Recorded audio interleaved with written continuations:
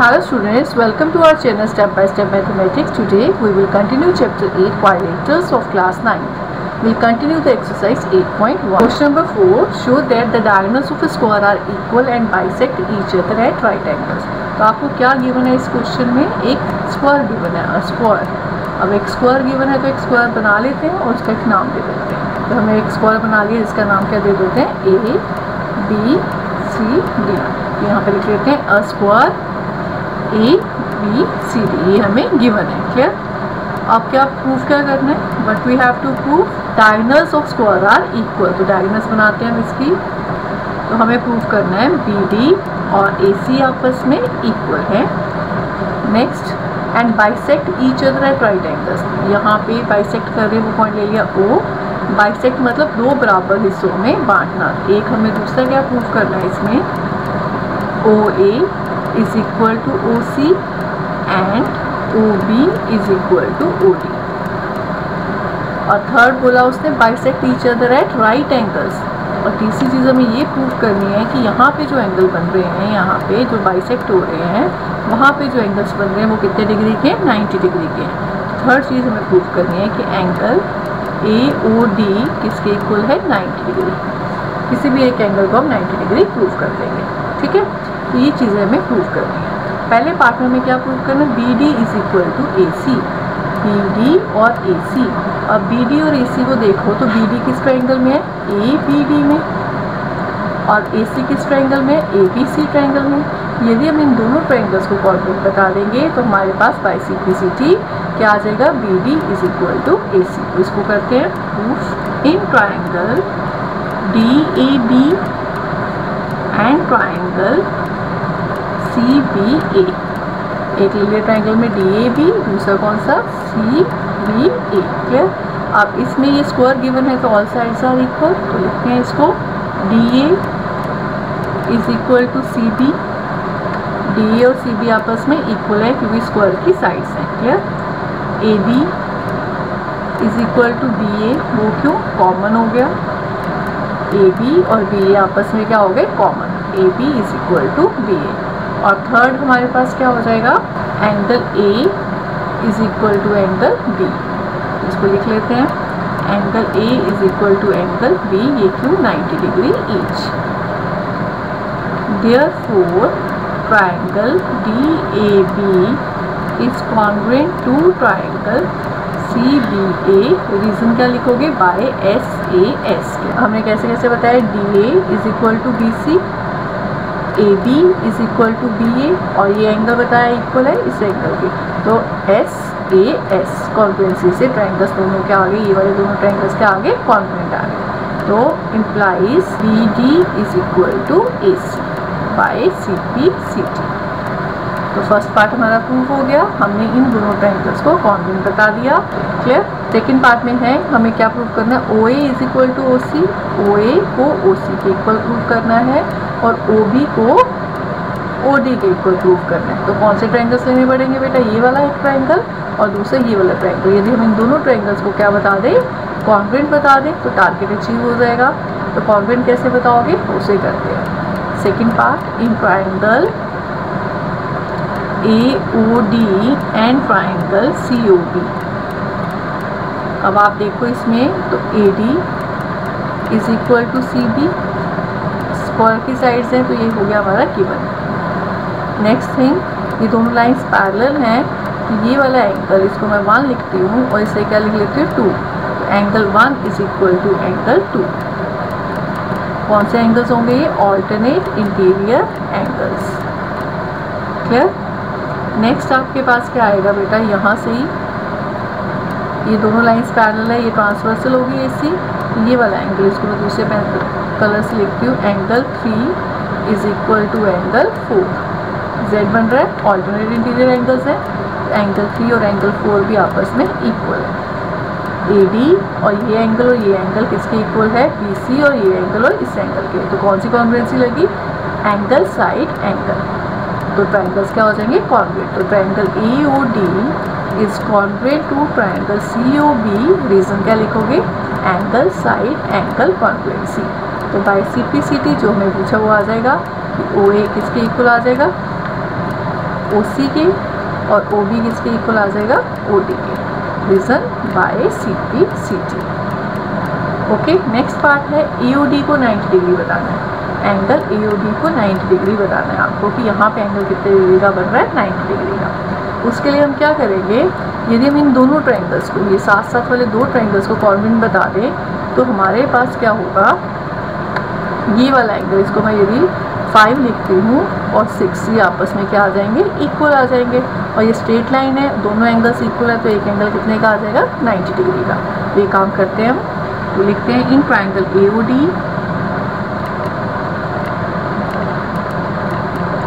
And triangle AOB।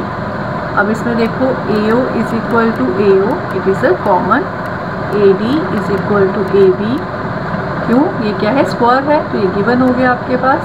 Next क्या आ जाएगा, OD is equal to OB, OD is equal to OB हमने अभी प्रूव किया यहाँ पे, proved. Therefore triangle AOD is congruent to triangle AOB, reason SSS congruency. AD AB के equal है क्योंकि ये स्क्वायर है। दूसरी चीज़ OA कॉमन है इन दोनों ट्रायंगल्स में, और OB और OD आपस में इक्वल है, हमने अभी प्रूव किया था। तो दोनों ट्रायंगल्स के आगे congruent implies angle 5 is equal to angle 6 by CP CT। अब हमें पता है एंगल 5 और एंगल 6 किसके इक्वल है, 180 डिग्री, क्यों, लीनियर पेयर, दोनों क्या बना रहे हैं, linear pair.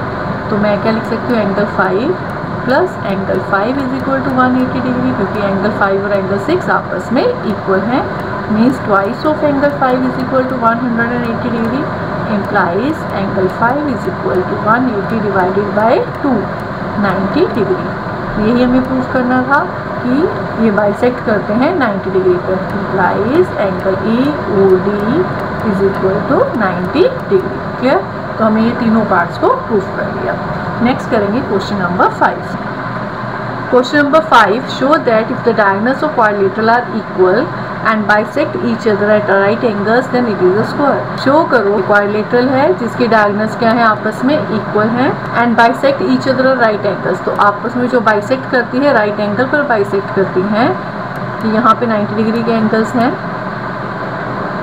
Then it is a square, तब ये स्क्वायर है। मीन्स ये उस क्वेश्चन 4 की क्या हो गया, ऑपोजिट हो गया। इसमें गिवन हमें क्या है, डायगोनल्स इक्वल है, बाइसेक्ट करती हैं, और कहाँ पे बाइसेक्ट करती है, राइट एंगल पे बाइसेक्ट करती हैं। बताना क्या है, ये स्क्वायर है, तो इसका नाम लिख लेते हैं क्वाड्रिलेटरल का ABCD। क्लियर, अब करते हैं, ये O पॉइंट हो गया, तो गिवन अ क्वाड्रिलेटरल ABCD जिसमें AC is equal to BD है, ये गिवन है आपको, OA is equal to OC, ये भी गिवन है, OB इक्वल टू OD, और एंगल AOD किसके इक्वल दे रखा है, 90 डिग्री। जो हमने लास्ट क्वेश्चन में प्रूव किया था वो सब अब क्या है, गिवन है। AC और BD आपस में इक्वल है, OA और OC आपस में इक्वल है, OB और OD आपस में इक्वल है, और ये एंगल कितने डिग्री का है, 90 डिग्री। और हमें प्रूफ करना है कि ये अब क्या बना है, क्वाड्रिलेटरल, ये है क्या, square, ABCD is a square. अब स्क्वायर बताने के लिए हमें क्या प्रूफ करना पड़ेगा बेटा, कि हर एक all sides are equal and each angle is equal to 90 degree. सारी साइड्स आपस में इक्वल हैं, और ये जो एंगल्स हैं वो कितने कितने डिग्री के हैं, 90 डिग्री के। तो पहला काम हमारा क्या रहेगा, इसको पहले हमें प्रूव करना पड़ेगा कि ये क्या है, पैरेललोग्राम। ठीक है, हमें इस क्वाड्रिलेटरल को पहले पैरेललोग्राम प्रूव करना पड़ेगा। पैरेललोग्राम प्रूव करने के बाद हम सेकंड स्टेप क्या करेंगे, रोम्बस प्रूव करेंगे। जब पैरेललोग्राम की सारी साइड्स इक्वल हो जाती है तो वो रोम्बस बन जाता है। और उसके बाद हम क्या बता देंगे कि इसका कोई एक एंगल कितने डिग्री का है, 90 डिग्री का है, तो ये क्या बन जाएगा, स्क्वायर बन जाएगा। पैरेललोग्राम की यदि सारी साइड्स इक्वल हो जाए तो क्या बन जाता है, रोम्बस। और यदि रोम्बस के कोई एक एंगल 90 डिग्री का बन जाए तो वो क्या बन जाता है, स्क्वायर। ठीक है, तो करते हैं इसको। In triangle AOD and COB, AOD और COB ट्राइंगल को लेते हैं, और हम क्या बता देते हैं कि ये दोनों ट्राइंगल्स कॉन्ग्रुएंट हैं। जब ये दोनों ट्राइंगल्स कॉन्ग्रुएंट होंगे तो ये एंगल 1 किसके इक्वल हो जाएगा, एंगल 2 के, और ये एंगल 3 किसके इक्वल हो जाएगा 4 के। क्लियर। और AD और जो हमारा BC है वो भी आपस में क्या आ जाएंगे, इक्वल आ जाएंगे। तो ऑपोजिट साइड्स इक्वल आ गई और ऑल्टरनेट एंगल्स जब इक्वल होंगे तो पैरेलल भी आ गई। तो किसी क्वाड्रिलेटरल का यदि एक पेयर आपस में क्या हो, इक्वल और पैरेलल प्रूव हो जाए तो हम उस क्वाड्रिलेटरल को क्या बोल देते हैं, पैरेललोग्राम। इसलिए हमने ये दो ट्रायंगल्स को कॉन्ग्रुएंट बताते हैं। ठीक है, तो करते हैं। इसमें गिवन है आपके पास AO किसके इक्वल गिवन है बेटा, OC के, ये गिवन है। OD is equal to OB, ये भी गिवन है। और ये इसके इक्वल है, ये इसके इक्वल है। ये एंगल क्या है आपस में, वर्टिकली ऑपोजिट एंगल्स। ये 90 डिग्री है तो ये भी 90 डिग्री है। अदरवाइज ये गिवन ही है कि बाइसेक्ट एट राइट एंगल्स, है ना। तो इसको लिख लेते हैं, angle AOD is equal to angle COB, vertically opposite angles, यहाँ each 90 degree. Clear. Implies triangle AOD is congruent to triangle COB। अब ये कॉन्ग्रुएंट है तो इसका मतलब AD is equal to BC by CP CT। AD BC के इक्वल आ गया। Also implies angle 1 is equal to angle 2 and angle 3 is equal to angle 4, ये भी सारा बाय CP CT। ये क्या बनाते हैं, alternate interior angles. Alternate interior angles are equal implies AD parallel to BC. Clear? This is a 1, this is a 2. AD equal to BC, AD parallel to BC.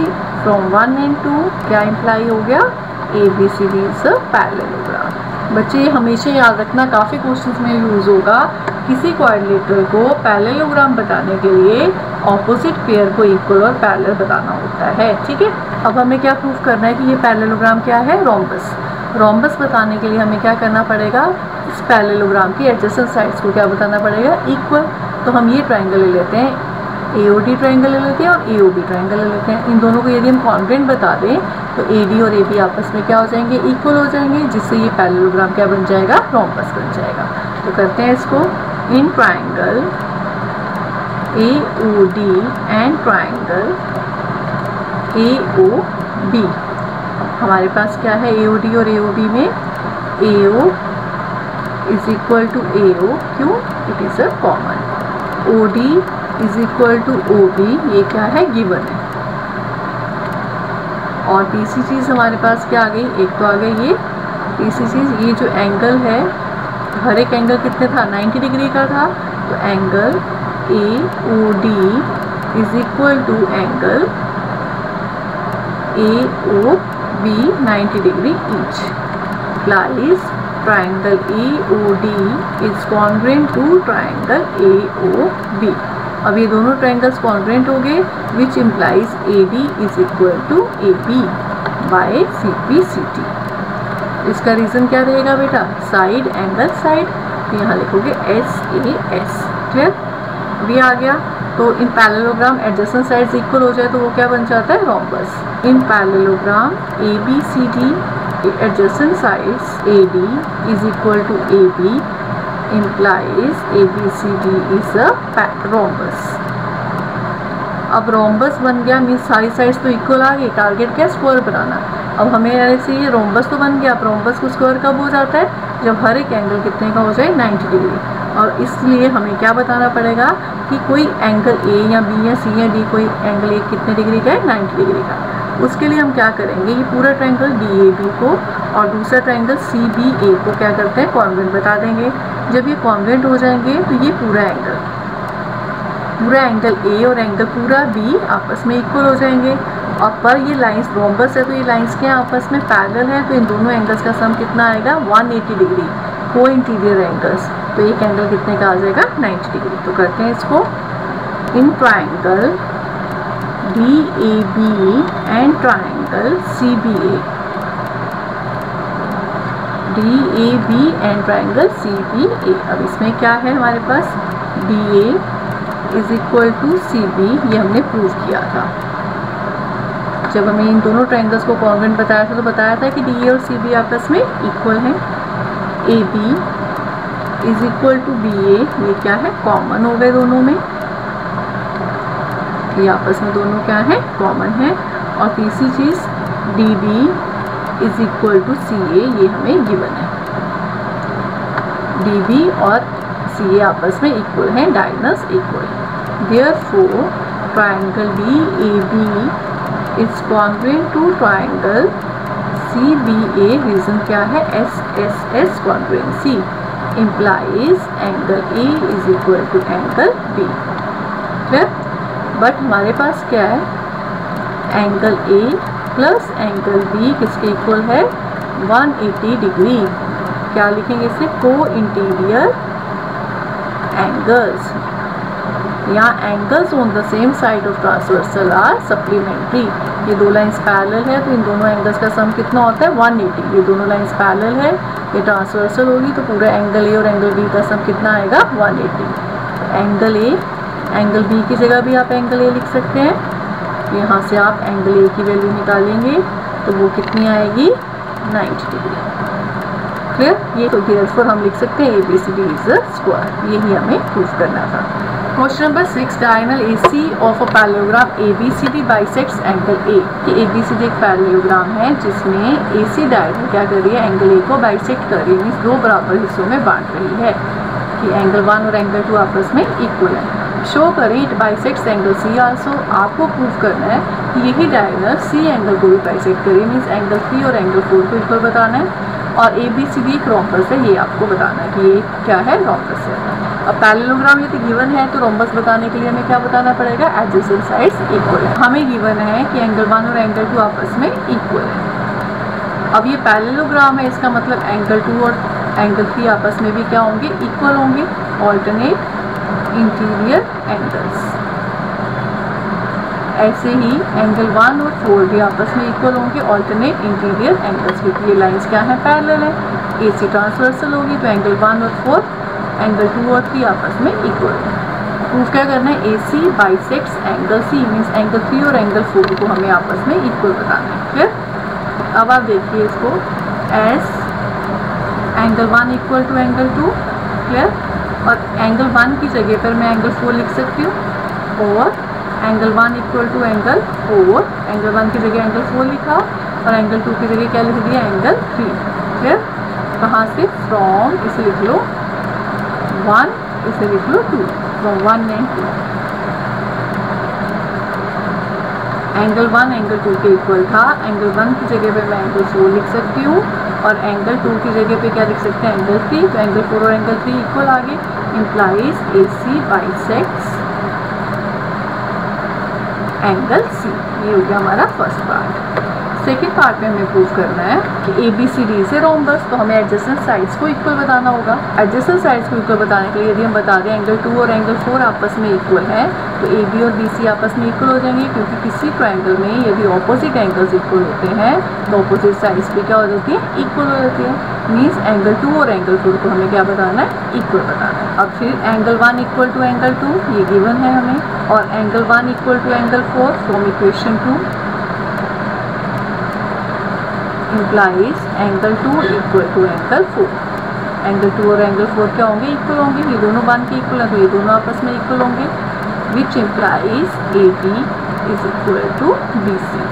और तो reason क्या लिखोगे इसका, reason लिखेंगे opposite sides of equal angles are equal. कहाँ पर ये होता है सब, इनर ट्राइंगल, यहाँ लिख देना inner triangle, opposite sides of equal angles are equal, implies in parallelogram ABCD adjacent sides AB equal to BC implies ABCD is a rhombus. Clear? Question number 7, ABCD is a rhombus. Show that diagonal AC bisect angle A as well as angle C and diagonal BD bisect angle B as well as angle D. आपको एक diagram दे रखा है ABCD, उसमें क्या दे रखा है, rhombus दे रखा है। तो ABCD एक रोम्बस है, तो आपको शो करना डायगोनल AC जो डायगोनल है bisects angle A, angle A को बाइसेक्ट करती है, मीन्स एंगल 1 और एंगल 2 आपस में इक्वल हैं, as well as angle C, और एंगल C को भी बाइसेक्ट करती है, मीन्स एंगल 3 और एंगल 4 आपस में इक्वल हैं। सेकेंड थिंग आपको बतानी है, एंड डायगोनल BD, जो BD डायगोनल है वो क्या करती है, बाइसेक्ट करती है एंगल B को, मीन्स 5 और एंगल 6 आपस में इक्वल बताने हैं, और as well as angle D 7 और 8 एंगल्स आपस में इक्वल बताने हैं। तो काम करते हैं इस पर। अब आप देखिए एंगल 1 और एंगल 2 को इक्वल बताना है और एंगल 3 और एंगल 4 को इक्वल बताना है। तो इसके मीन्स 1 और 2 और 3 और 4 किस किस ट्रायंगल्स में है, ABC ट्रायंगल में है और ABC ट्रायंगल में है। यदि हम इन दोनों ट्रायंगल्स को क्या बता दें, कॉन्ग्रुएंट, तो एंगल 1 2 के इक्वल आ जाएगा, एंगल 3 4 के इक्वल आ जाएगा। तो करते हैं इसको। गिवन और 2 प्रूफ आप खुद लिखिएगा। तो in triangle ABC and triangle ADC और ABC में क्या होगा, ये रोम्बस गिवन है तो ऑल साइड्स आर इक्वल, तो AD किसके इक्वल है, AB के। AB और AB आपस में equal, adjacent sides of rhombus. ऐसे ही DC किसके इक्वल है, BC के। BC और BC भी आपस में इक्वल होंगे। ये भी रीजन क्या है, एडजेसेंट साइड्स ऑफ रोम्बस। और last AC is equal to AC, वो आपस में क्या है, common. Therefore, triangle ADC is congruent to triangle ABC.